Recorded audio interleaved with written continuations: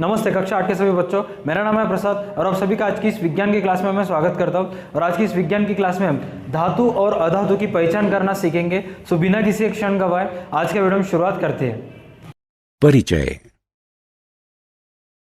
दोस्तों, जैसा कि हम सभी जानते हैं, हम अपने आसपास कई तत्व देख सकते हैं। ये तत्व विभिन्न पदार्थों से बने होते हैं। इनमें से कुछ प्रकृति में कठोर होते हैं और इनको धातु कहा जाता है, जबकि इनमें से कई कोमल होते हैं, इसलिए इनको अधातु कहा जाता है। अतः इस पाठ में हम धातु और अधातु के गुणों एवं इनके उपयोगों के बारे में जानेंगे। उद्देश्य। इस पाठ के अंत में आप निम्न करने में सक्षम हो जाएंगे: धातु और अधातु को परिभाषित करना, धातु और अधातु के भौतिक गुणों का वर्णन करना, धातु और अधातु के रासायनिक गुणों का वर्णन करना, धातु और अधातु के उपयोगों का वर्णन करना। धातु और अधातु का परिचय। अरे दोस्त, तुम यहाँ क्या कर रहे हो? मैं पतंग उड़ा रहा हूँ। ये वजन में काफी हल्की है। हाँ दोस्त, क्योंकि ये कागज से बनी है। और क्या तुम जानते हो कि कागज एक अधातु पदार्थ है?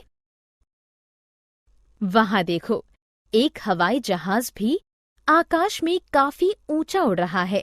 ये स्टील और अन्य पदार्थों से बना हुआ है।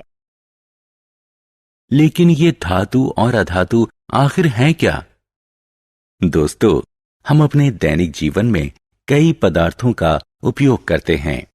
ये पदार्थ धातु और अधातु से निर्मित होते हैं।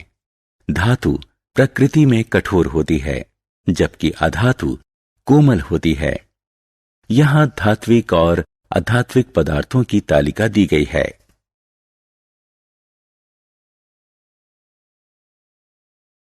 धातुओं और अधातुओं के भौतिक गुण।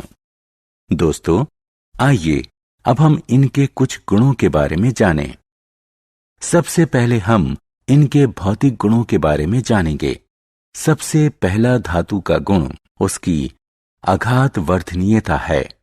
इस गुण के द्वारा धातुएं पीट पीट कर चादरों में परिवर्तित की जा सकती हैं, जबकि इसके विपरीत अधातुएं यह गुण नहीं दर्शाती। अगला गुण ऊष्मा चालन है। धातुएं ऊष्मा और विद्युत की सुचालक होती हैं, जबकि अधातुएं कुचालक होती हैं।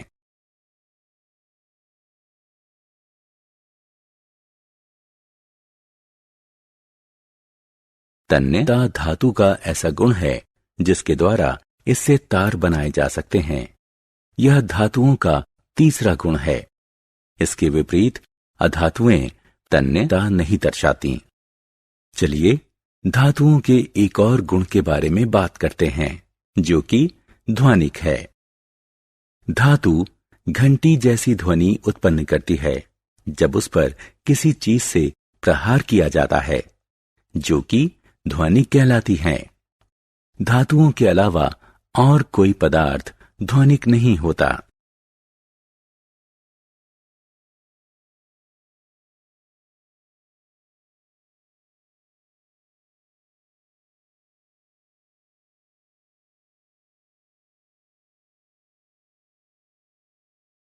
तो दोस्तों, इन गुणों के आधार पर हम कह सकते हैं कि धातुएं कठोर, चमकीली, आघातवर्ध, तन्य, ध्वनिक और ऊष्मा तथा विद्युत की सुचालक होती हैं। लोहा, तांबा, एल्यूमीनियम, कैल्शियम, मैग्नीशियम आदि धातु के उदाहरण हैं। अधातु जैसे कोयला और सल्फर। मुलायम, मलिन, अतन्य, आध्वानिक, गैर आघातवर्ध और ऊष्मा तथा विद्युत के कुचालक होते हैं। सल्फर, कार्बन, ऑक्सीजन, फास्फोरस आदि अधातु के उदाहरण हैं। दोस्तों, धातुओं और अधातुओं के भौतिक गुणों की चर्चा कर लेने के बाद आइए जानते हैं उनके रासायनिक गुणों के बारे में। कई धातुएं ऑक्सीजन के साथ अभिक्रिया करती हैं और उसके ऑक्साइड का निर्माण करती हैं। जंग, लोहा ऑक्सीजन और जल की अभिक्रिया के परिणाम स्वरूप उत्पन्न होता है। धात्विक ऑक्साइड प्रकृति में मूल रूप से पाई जाती है। सल्फर जैसी अधातु ऑक्सीजन के साथ अभिक्रिया करके सल्फर डाइऑक्साइड गैस देती है। जब इस सल्फर डाइऑक्साइड को पानी में घोला जाता है तो सल्फर अम्ल का निर्माण होता है। आमतौर पर अधातुओं के ऑक्साइड प्रकृति से अम्लीय होते हैं।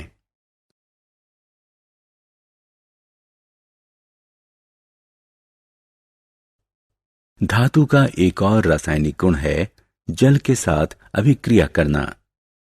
बहुत सी धातुएं जल के साथ अत्यंत तीव्र या धीरे अभिक्रिया करती हैं। सोडियम को मिट्टी के तेल में रखा जाता है क्योंकि यह जल तथा वायु यानी ऑक्सीजन के साथ अत्यंत तीव्रता से अभिक्रिया करता है। आइए अब धातुओं और अधातुओं की अम्लों के साथ अभिक्रिया के बारे में जानते हैं। धातुएं अम्लों के साथ अभिक्रिया करके हाइड्रोजन गैस उत्पन्न करती हैं, जबकि अधातुएं अम्लों के साथ अभिक्रिया नहीं करती।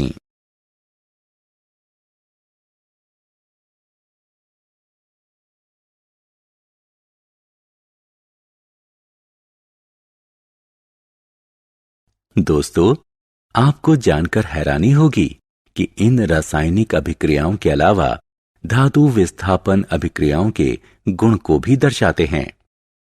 हम एक विस्थापन अभिक्रिया यहां देख सकते हैं, जहां एक धातु दूसरी धातु को उसके यौगिक के जलीय विलयन से विस्थापित कर रही है।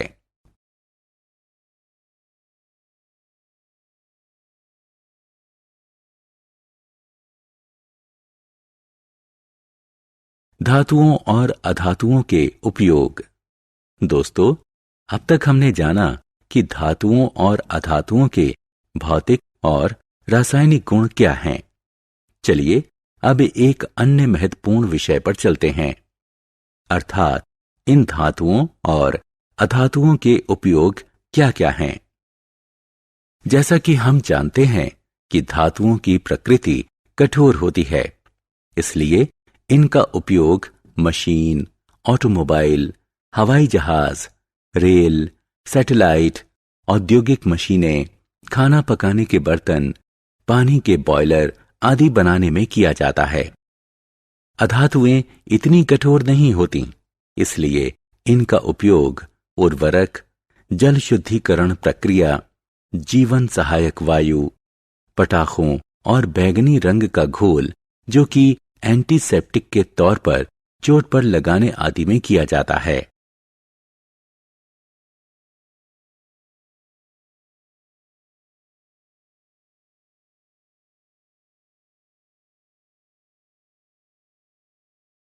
सारांश। आइए हमने जो कुछ सीखा है उसे संक्षेप में दोहराएं। धातुएं प्रकृति से कठोर, चमकीली और तन्य होती हैं। धातुएं तन्य, ध्वनिक और ऊष्मा तथा विद्युत की सुचालक होती हैं। लोहा, तांबा, एल्यूमीनियम, कैल्शियम, मैग्नीशियम आदि धातुओं के उदाहरण हैं। अधातुएं प्रकृति से मुलायम, मलिन और अतन्य होती हैं। अधातुएं अध्वानिक, गैर आघातवर्ध और ऊष्मा तथा विद्युत की कुचालक होती हैं। सल्फर, कार्बन, ऑक्सीजन, फास्फोरस आदि धातुओं के उदाहरण हैं।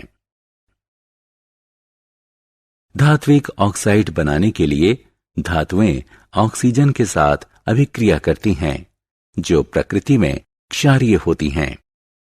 अधातुएं अधात्विक ऑक्साइड बनाने के लिए ऑक्सीजन से अभिक्रिया करती हैं, जो प्रकृति में अम्लीय होती हैं। कुछ धातुएं धात्विक हाइड्रोक्साइड और हाइड्रोजन गैस बनाने के लिए जल के साथ अभिक्रिया करती हैं, जबकि अधातुएं जल के साथ अभिक्रिया नहीं करती। धातुएं अम्ल के साथ अभिक्रिया करती हैं और धात्विक लवण तथा हाइड्रोजन गैस बनाती हैं। आमतौर पर अधातुएं अम्लों के साथ अभिक्रिया नहीं करती। विस्थापन अभिक्रिया में अधिक अभिक्रियात्मक धातु निम्न अभिक्रियात्मक धातु को उसके यौगिक के जलीय विलयन से विस्थापित कर देती है। धातुएं और अधातुएं दैनिक जीवन में व्यापक स्तर पर उपयोग की जाती हैं।